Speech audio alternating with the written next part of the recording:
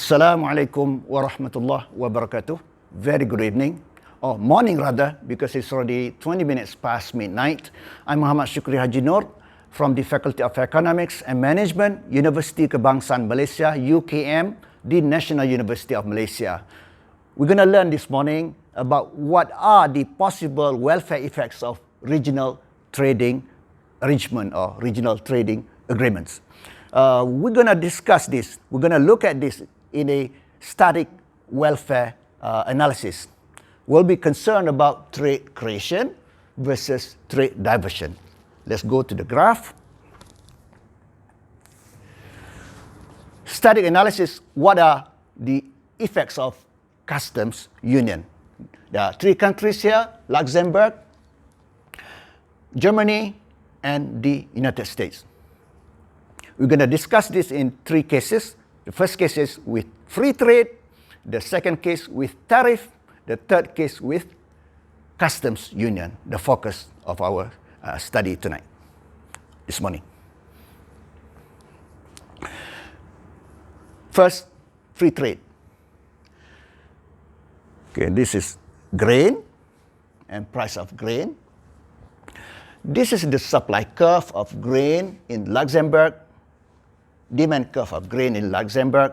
This is supply curve of grain from the United States at $3 per bushel. Supply curve of grain from Germany at $3.25 per bushel. So with free trade, the first case, free trade, Luxembourg will buy from the United States because it's cheaper, $3, compared with $3.25 from Germany, by producing 1 bushel only, and consumers in Luxembourg will consume 23. So producing 1, consuming 23, so the difference is 22, is the amount of imports from the United States. That's free trade. Now, with tariff. Suppose Luxembourg imposes a 50 cents tariff on a bushel of grain. So the price of the curve and the price as well of grain from the United States plus tariff with 50 cents tariff will go up to this curve, the yellow one. And the price will go up to $3.50, from $3 to $3.50 per bushel. Whereas for Germany, with 50-cent tariff, the curve will move up to this yellow curve line, yellow line, with the price will go up from $3.25 to $3.75. So which one is cheaper? Even with tariff, it's cheaper to purchase from the United States. The yellow ones. The yellow ones are the one that are relevant for us at this moment. So it's cheaper to purchase, to import from the United States. So Luxembourg this is supply, will produce 7 units, 7 bushels, and consumers will consume 17.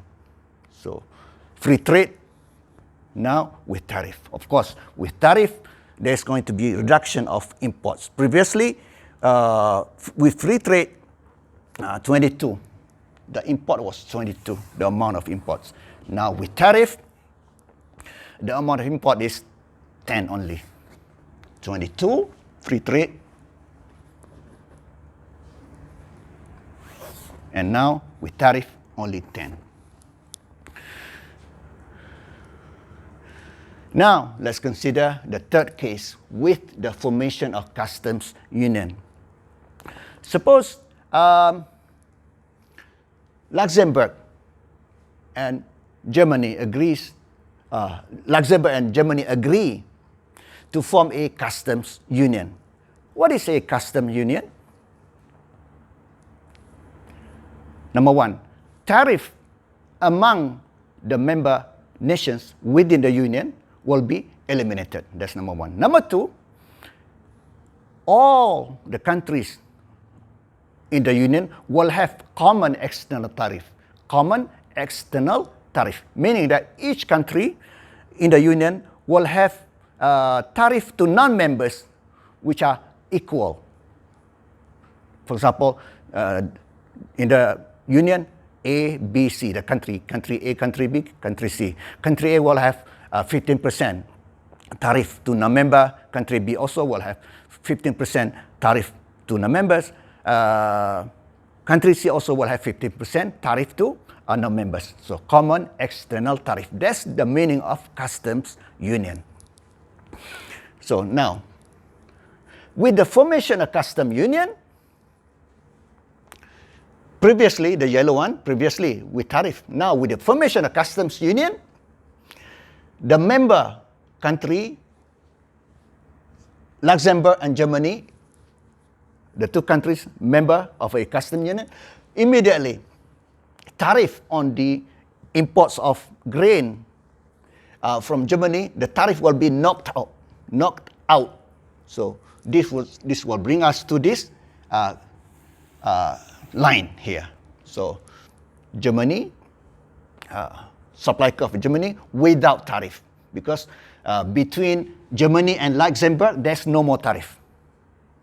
But with imports of grain from the United States, there is still tariff, because the United States is not a member of the customs union.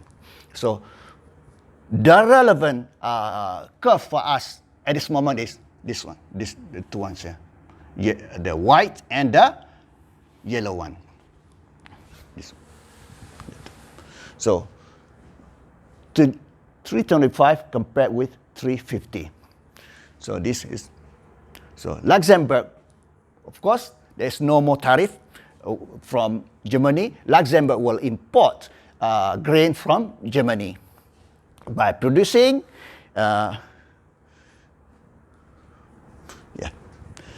by producing only 4, will import from Germany, will produce only 4 bushels and consume 20. So 4, producing 4, consuming 20. So 16 is the amount of imports now. So here's the point of trade creation. Previously, the amount with tariff, the amount of imports was only 10. The amount of imports was only 10 with tariff. Now, with the creation of customs union, the amount of import now is 16 instead of 10. That's what we call trade creation. So that trade creation is embodied by the two areas here, B and A. B is the consumption effect, because this is demand consumption effect. Look at here. Previously, consumers in Luxembourg consumes only 17. Now they consume 20. Increase of 3 bushels of grain because of the formation of customs union. And this is what we call consumption effect.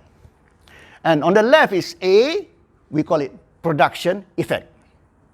It's a favorable production effect, because even though you're going to see here the supply production decreases from 7 decreases to 4, but this decrease in the production of grain is welfare improving, because it's more efficient at a lower price, at a lower price compared with previously at 350. Because it's better to import from a cheaper producer, in this case of custom from Germany. So this is favorable production effect. So we have two here, consumption effect and production effect. The two here, B plus A or A plus B, whichever way, we call it trade creation. In order to understand again why there is trade creation, because previously with the tariff only 10 imports, 10 units. Now with customs union it's 16. 16 units of import. So there's more trade. So there's trade creation within the union. So importing from Germany, member countries, member country of the union with Luxembourg. So that's trade creation. What about C? C is trade diversion, because trade has been diverted away from the lowest cost producer, which is United States. United States has the lowest cost, 3. But that trade importing from the United States has been diverted, meaning that not importing from the United States, but instead importing from Germany because of the formation of customs union. So this area C we call trade diversion.